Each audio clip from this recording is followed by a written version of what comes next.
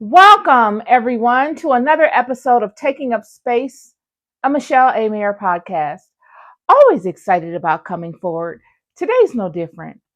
Today, I want to offer a conversation around the state of affairs in the world today. The title of this conversation and the topic at hand are the shifts that America and the world, in a sense, are transitioning from in relation to their currency. And I don't want to limit this conversation to monetary currency, but I must tap into that aspect of currency because it's something that all the nations of the world share. We all need some form of economic structure to sustain the environment and to feed the people. But what we're seeing across the planet is a dynamic shift at hand.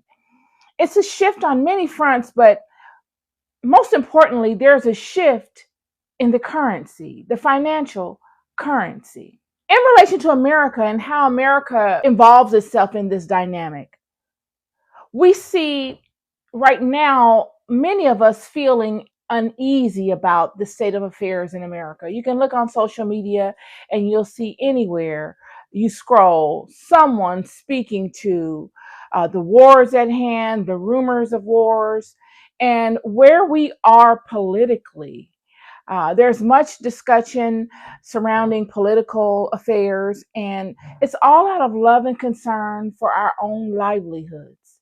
America is in a place where she is concerned.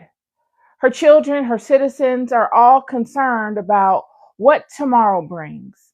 There's much going on in America amongst the people, the American people, as it relates to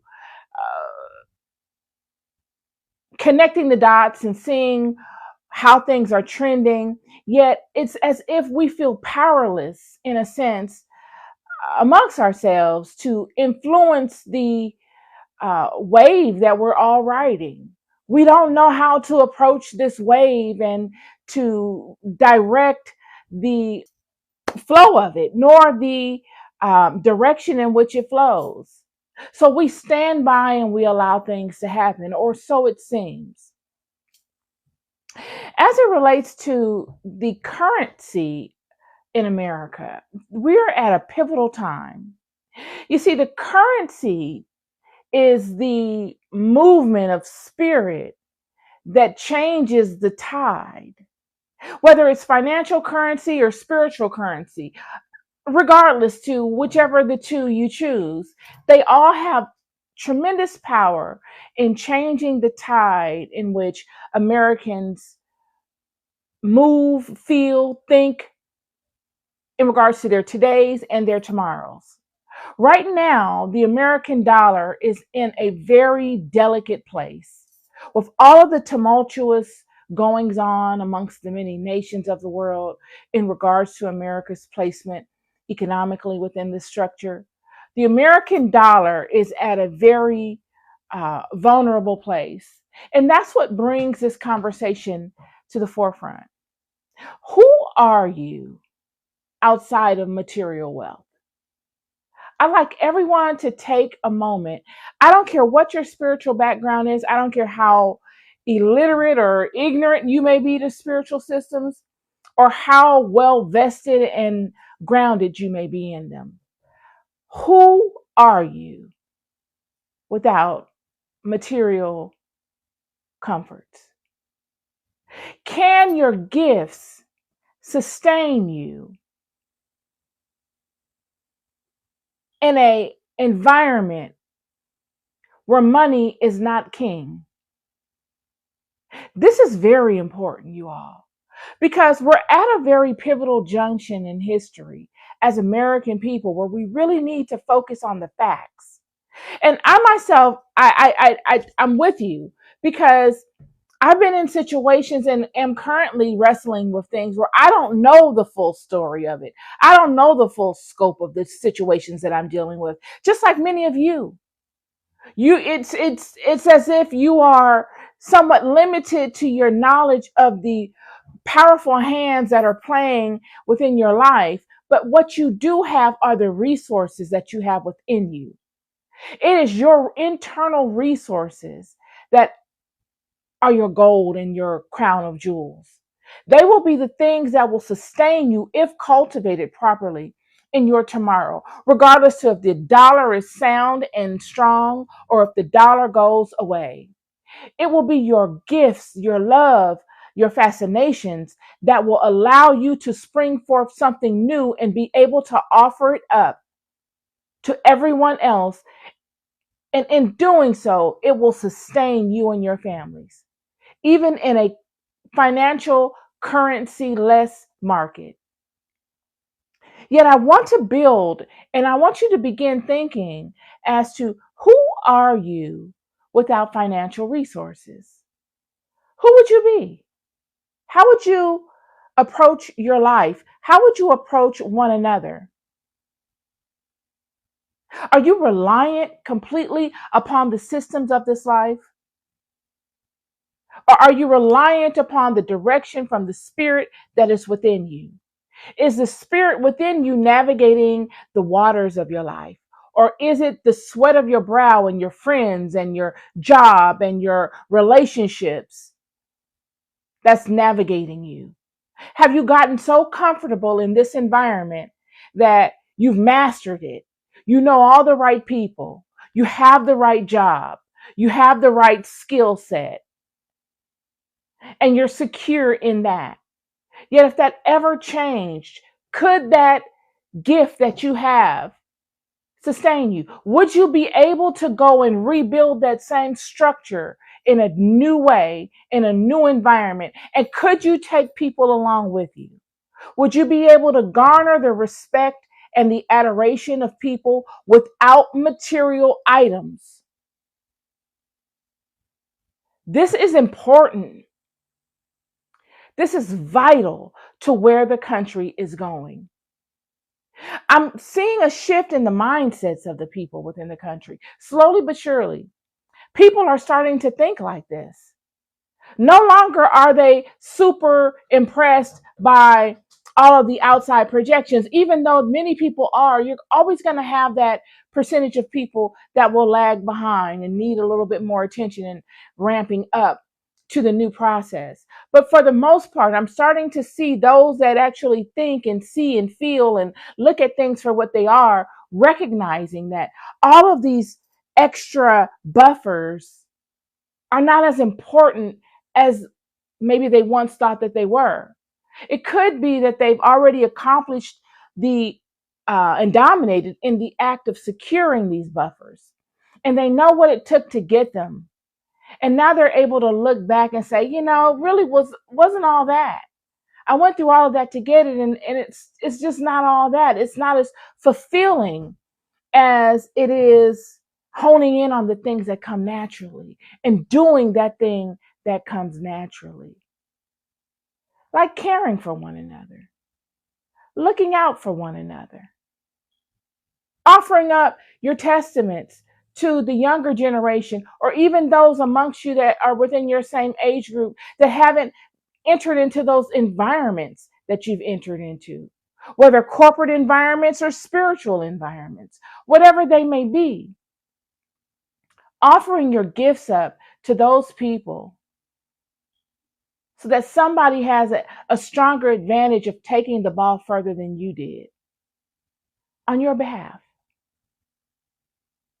In God's kingdom, it is God's wish and desire for all of us to live a full and abundant life. Why on earth would God plant us in this kingdom? This is a beautiful kingdom we're in, you all. Without cities, if this whole thing turned into farmland, it would over time become extremely lush and abundant. It would become fruitful. And we, as the children of God, all we would need to do would be to cultivate it, grow it, and partake of it. This is the gift of our creation. We were born to live an abundant, prosperous, and beautiful life. If it were not so, God would not have planted us in such an abundant and prosperous garden. So, lack is not a part of God's kingdom. When God spoke to Moses and he asked Moses to tell the children to see if they would like to offer gifts to the tabernacle, after being blessed with so much resources, these people had tremendous levels of wealth that they had never experienced before, all at the hand of borrowing from the Egyptians. A blessing that God allowed for them to have. And God asked Moses to ask them if they like to offer.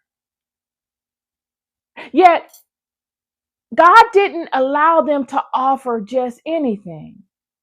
God is not an anything, I'll take anything you got kind of guy.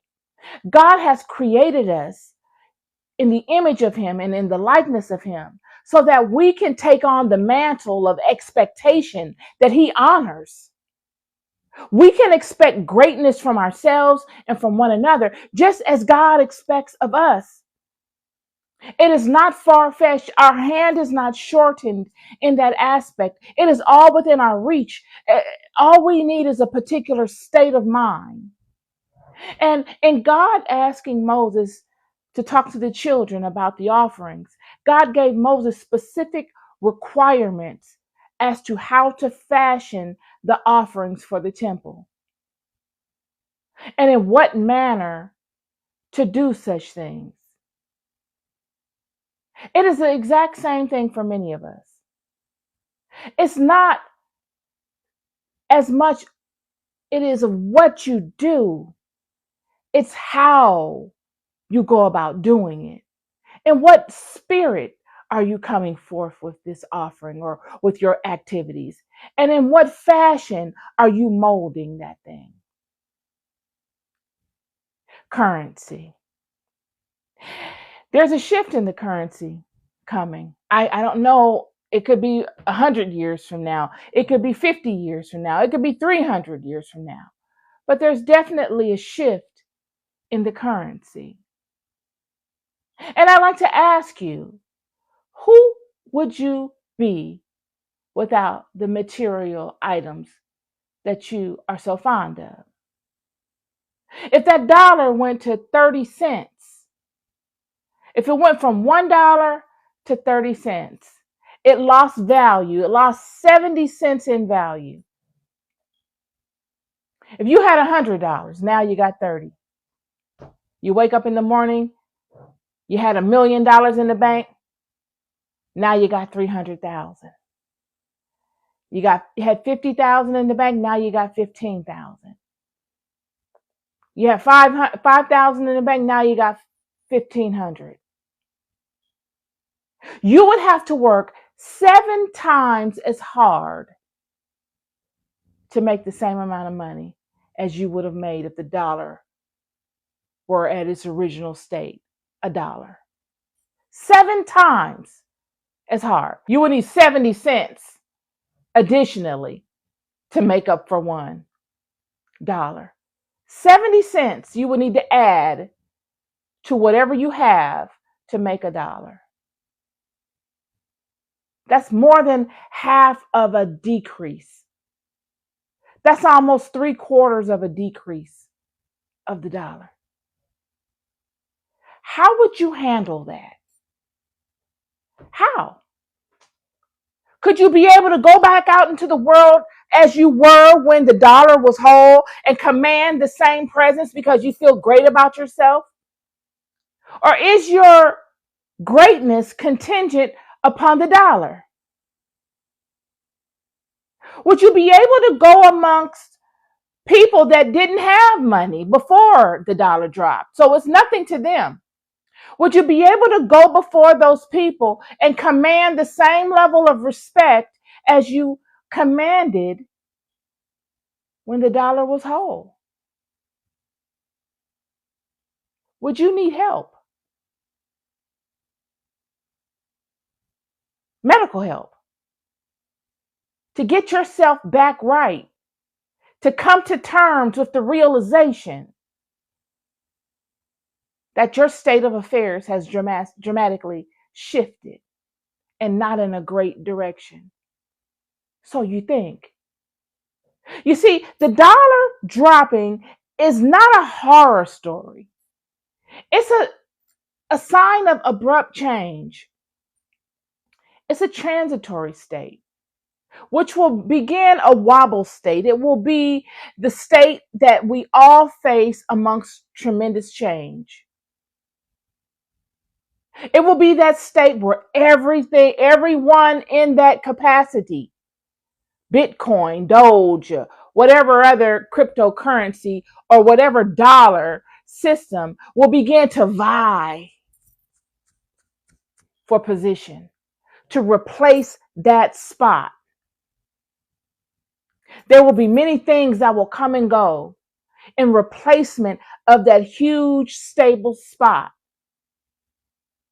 There will be frauds, there will be legitimacies, and there will be time needed to happen to iron them all out so that the people can find structure and stability and faith in it.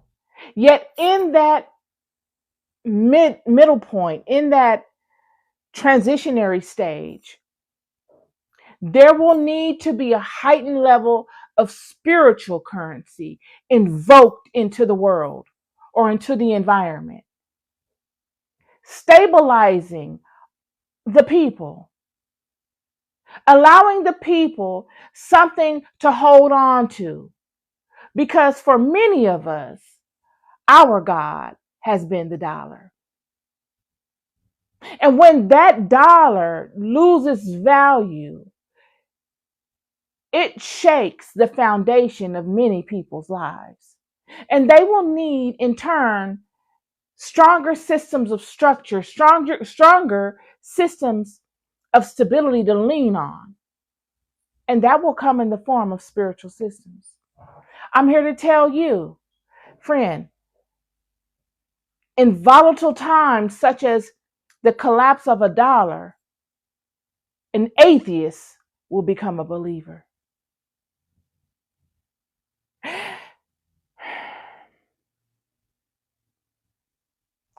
Spirituality will become the new currency, not in replacement of a dollar, but in replacement of the foundational structure that many people devoted to the dollar. When the faith in the dollar drops, people will need structure in other things. I'm not calling upon the dollar to drop. We all see something is coming. It could be 10 years, it could be 20 years, it could be 30 years. Yet the dollar will transition. And what will you do? How prepared will you be for such things? This is my conversation for you today. I bring this up not to be a harbinger or a someone invoking negativity in the form of the dollar dropping. I hope it doesn't drop. I really do. But I use this as a conversation piece to you to get you to begin thinking about things outside of the dollar. Because to many of us, the dollar is God. Whether we openly admit that or regard it openly, or if it's a subconscious thing that we have going on. What will you do if you don't have it? Who are you? Would you be useful to the systems in which you find value in? Or could someone that has not ascended to the heights that you have ascended to be able to replace you and be more useful because they have gifts that are unique to the newness being birthed in the transitory stages? Spiritual gifts, spiritual experiences that will be able to navigate people, allow people a level of hope in a hopeless time. The show will still go on, but with a new psyche. The dollar dropping will not stop the show. The world economic systems will go on. America will transition into a new form of currency. But the psyche, the mind state of the people will be reinvented. They would have experienced something traumatic. And in that experience, there would have been handrails spiritually for them to grab hold to. And in them grabbing hold, they are able to sustain themselves and whatever new systems are birthed during this transitory stage. If you have no people to sustain the systems, then what good are the systems? It will be beneficial to government and its residents to have such things in place. And my question to you is, how would you fall into those particular roles when and if they ever become available to you? Even if the dollar doesn't drop, how could you be useful to someone in spirit just because of your existence, the level of experience you have had in your life? I just did the Hey Friend episode on caring. We've gotten to a place right now where it's as if caring is shamed upon. It's as if you're put to shame because you care. Yet caring comes alongside spiritual transformation. You must care, not fake care. You've got to care in a way where it makes you look bad sometimes. It gives people a conversation piece that want to negate you. It would be easy to turn up your nose and say, I'm not going to share anything with you because you don't wish me well, or you don't like what I like, and you don't do what I like to do, or you don't do it the way I want you to do it. It's easy to do that. It's easy to feel resentful when people premeditatively go out of their way to try to harm you. Yet, to show care and to try to understand those same people in all their wickedness or in all of their unnecessary behavior patterns designed to frustrate you or to pull the rug from beneath your feet. You have the compassion enough within yourself to humble yourself to trying to understand them. And then taking it further and formulating verbiage to try to turn them from it. That's strength, friend. That's love. And that is what the world needs. It's your job to speak these things. In a vibrant economy, or when all hell has broken loose and people are having a very difficult time economically. That is love. And that is the spirit in which we were all created. It is the spirit in which we are all bound to.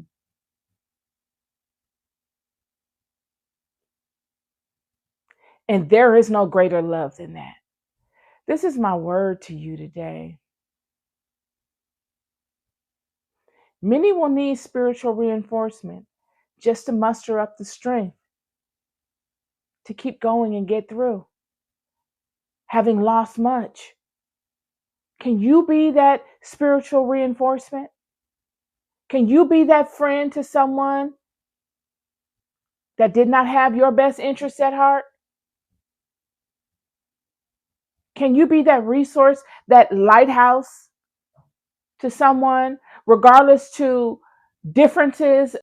This is what the world needs. We will be led back to truth regardless. We will be led back to truth. You cannot outsmart the wisdom of God. Even if you don't see the hand of God moving, it does not mean that it is not moving. I encourage you to focus on the things that you love and begin to implement them and offer them to people. It will only bless your life and the lives of others. This is my podcast episode for you today. You're loved more than you'll ever know. I cannot ever tell you enough. Be good to yourselves and be good to one another. Peace and love.